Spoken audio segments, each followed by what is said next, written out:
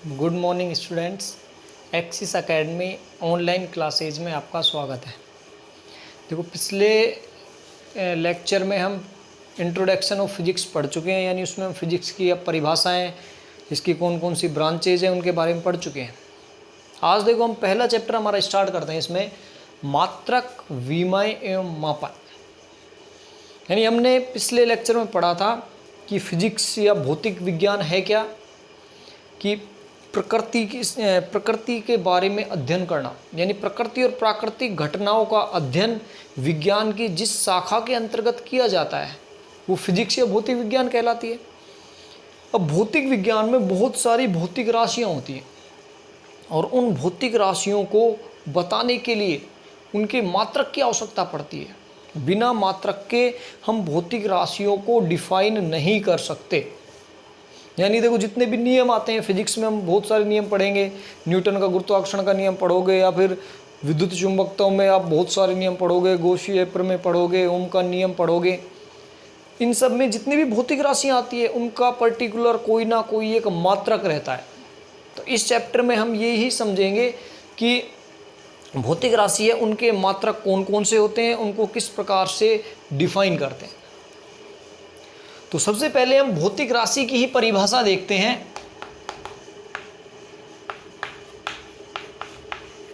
भौतिक राशि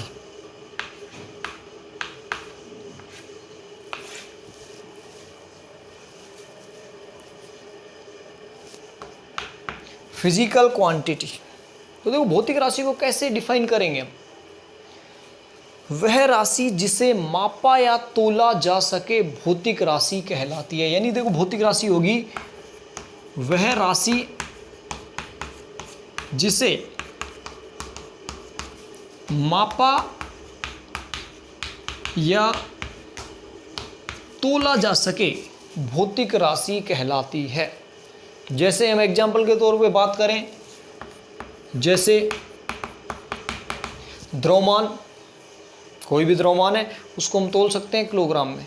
समय, बल, त्वरण, इनको हम माप सकते हैं या फिर तोल सकते हैं। ये सभी क्या कहलाती है? भौतिक राशि। जैसे द्रव्यमान, समय, बल, कार्य आदि, ये सारी की सारी भौतिक राशि है। इसके अलावा देखो, बहुत सारी ऐसी राशियां हैं जिसे हम माप या तोल नहीं सकते। जैसे सामान्य हम बात करें, खुशी, दुख, विचार, इनको हम ना तो माप सकते हैं और ना ही तोल सकते हैं। इसलिए दुखी, खुश, विचार, इनको हम भौतिक राशि नहीं कहते। तो भौतिक राशि में इंपॉर्टेंट आ जाता है कि ऐसी राशियां जिन्हें मापा या तोला जा सके, जिनका परीक्षण लिया जा सके, उन्हें ही भौतिक राशि कहेंगे। मेनली दो प्रकार की हम भौतिक राशियां पढ़ेंगे, एक तो मूल राशियां और एक व्युत्पन्न राशियां, ड्राइव्ड राशियां। तो हम यहां कह सकते हैं कि भौतिक राशियों के दो प्रकार होते हैं। पहला होता है मूल राशियां। मूल राशियां, फंडामेंटल क्वांटिटीज, और दूसरी होगी व्युत्पन्न राशियां, ड्राइव्ड क्वांटिटीज।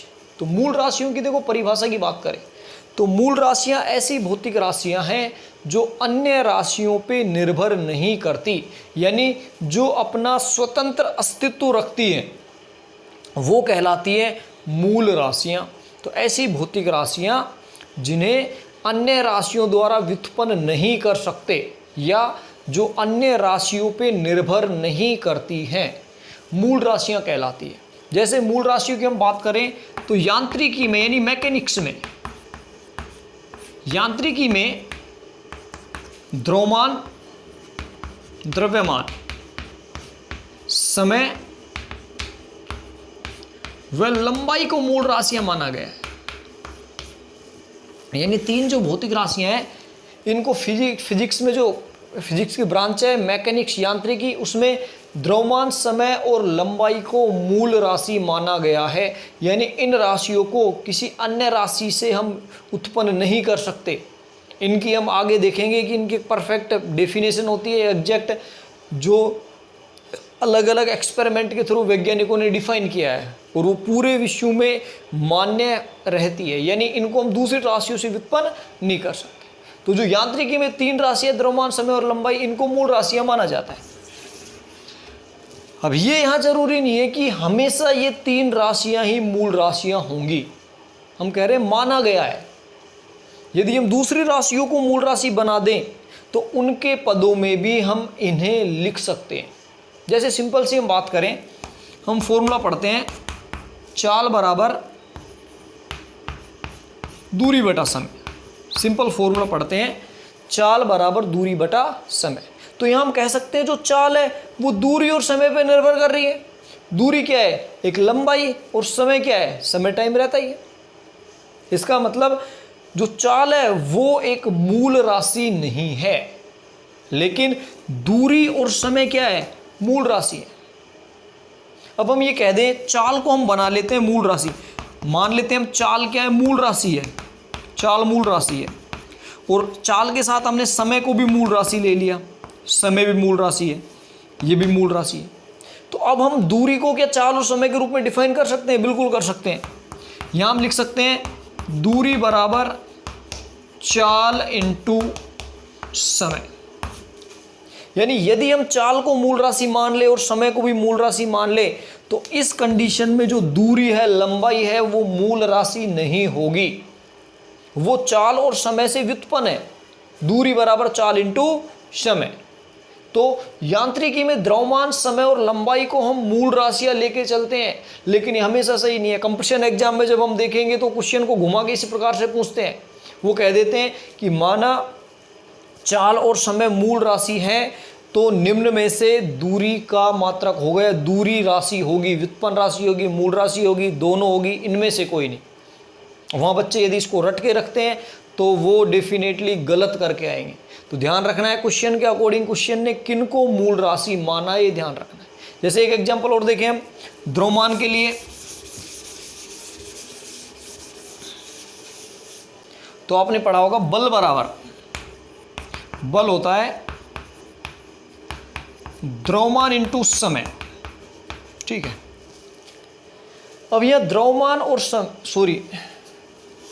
द्रव्यमान इंटू त्वरण, द्रव्यमान इंटू त्वरण, F बराबर एम ए पढ़ते हैं, F बराबर एम ए।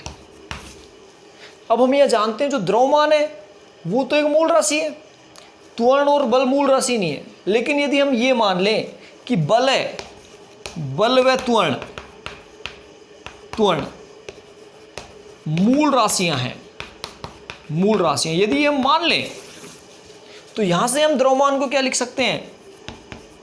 द्रव्यमान बराबर बल बटा समय, बल बटा त्वरण, यह आ जाएगा द्रव्यमान का फॉर्मूला। यानी इस कंडीशन में द्रव्यमान मूल राशि नहीं होगा। तो देखो जर्नल केस जब भी आएगा तो हम मान के चलेंगे द्रव्यमान, समय और लंबाई, और हम इसी को लेके आगे चलेंगे कि ये मूल राशियां हैं। लेकिन यदि क्वेश्चन को चेंज करके दे दिया जाए, आपको बोल दिया जाए कि ये तीनों नहीं है, बल और त्वरण यदि मूल राशियां हो तो द्रव्यमान होगा, मूल राशि होगा, व्युत्पन्न राशि होगा, इनमें से कोई नहीं, दोनों, तो वहाँ आंसर आएगा वो व्युत्पन्न राशि होगा। हमेशा इसको ध्यान नहीं रखना है, रट के नहीं रखना है। तो ये बात होगी मूल राशियों की कि ऐसी राशियाँ जो अन्य राशियों पे निर्भर नहीं करती मूल राशियाँ कहलाती है। सेकंड देखते हैं, देखो व्युत्पन्न राशियाँ, व्युत्पन्न राशियाँ, सेकंड व्युत्पन्न राशियाँ, ड्राइव्ड क्वांटिटीज। तो व्युत्पन्न राशियां वे भौतिक राशियां जो अन्य राशियों द्वारा उत्पन्न की जाती है, या वे भौतिक राशियां जो अन्य राशियों पे निर्भर करती हैं, क्या कहलाएंगी? व्युत्पन्न राशियां। जैसे हम बात करें, जैसे कार्य, बल, चाल आदि।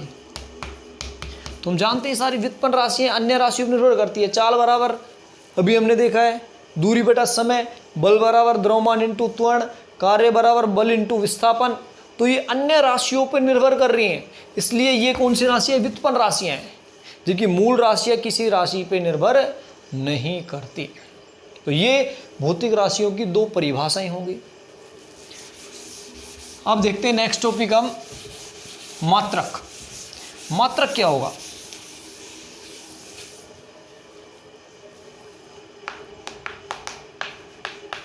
मात्रक यूनिट, मात्रक, ठीक। तो देखो मात्रक रहता है किसी भी भौतिक राशि के मापन के लिए निश्चित किए गए मान को कहा जाता है मात्रक। यानी किसी भी भौतिक राशि को यदि हमें कैलकुलेट करना है, उसका मान ज्ञात करना है, तो उसके लिए एक निश्चित मान हमें पहले से डिफाइन करना पड़ता है, मानना पड़ता है, और वो निश्चित किया गया मान ही क्या कहलाएगा? मात्रक। यानी किसी भी भौतिक राशि के मापन के लिए निश्चित किए गए नियत मान को मात्रक कहते हैं, यूनिट कहते हैं। अब इस मात्रक के भी सेम दो प्रकार रहते हैं। जो मूल राशियों से रिलेटेड होंगे उनको कहेंगे मूल मात्रक, और जो व्युत्पन्न मात्रिक राशियों के लिए काम में आएंगे उनको कहेंगे व्युत्पन्न मात्रक। यानी मूल मात्रक की परिभाषा की बात करेंगे तो ऐसे मात्रक जो अन्य मात्रकों पे निर्भर नहीं करते मूल मात्रक कहलाएंगे। जैसे मीटर, किलोग्राम, क्यों? वो मूल राशियों से रिलेटेड है। इसके अलावा हम बात करें व्युत्पन्न मात्रक, तो ऐसे मात्रक जो अन्य मात्रकों पे निर्भर करते हैं क्या कहलाएंगे? व्युत्पन्न मात्रक। व्युत्पन्न मात्रक जैसे हम बात करें मीटर पर सेकंड वेग का मात्रक है, न्यूटन बल का मात्रक है। बल का मात्रक द्रव्यमान और त्वरण के मात्रक पे निर्भर करता है। तो ये हो जाएगी मात्रकों की परिभाषा। अब देखो मात्रक को यदि हम समझें, भौतिक राशि और मात्रक में क्या रिलेशन आएगा, क्या संबंध आएगा, तो एक हम एग्जाम्पल लेके चलते हैं। मान लो यहाँ पे मैं लिखता हूँ 10 मीटर। 10 मीटर, तो सबसे पहले 10 मीटर को हम समझ सकते हैं 10 मीटर है क्या? एक लंबाई है। क्या है? एक लंबाई। तो यहां से पता चल गया कौन सी भौतिक राशि है? लंबाई है। अब इसमें भी यदि हम देखें 10 मीटर, इस 10 मीटर को मैं कह सकता हूं 1 मीटर का 10 गुना। 10 मीटर को हम क्या कह सकते हैं? 1 मीटर का 10 गुना। यानी यहां पे जो ये मीटर है ये इसका कहलाता है मात्रक, और ये जो 10 है ये इसका कहलाता है परिमाण। यानी परिमाण, या फिर हम इसको कह सकते हैं आंकिक मान। आंकिक मान या परिमाण। तो देखो 10 मीटर एक भौतिक राशि को प्रदर्शित कर रहा है जो लंबाई है। इसमें जो मीटर है वो इसके मात्रक को बता रहा है, और जो 10 है वो इसके आंकिक मान या परिमाण को बता रहा है। और उसका मीनिंग क्या आता है कि भाई 10 मीटर का मतलब 1 मीटर का 10 गुना। तो ये मीटर इसका क्या हो गया? मात्रक। यानी कह सकते हैं कोई भी जो भौतिक राशि है वो उसके आंकिक मान और मात्रक के गुणनफल के बराबर होती है। यानी इस एग्जाम्पल से हम समझ सकते हैं, हम लिख सकते हैं भौतिक राशि बराबर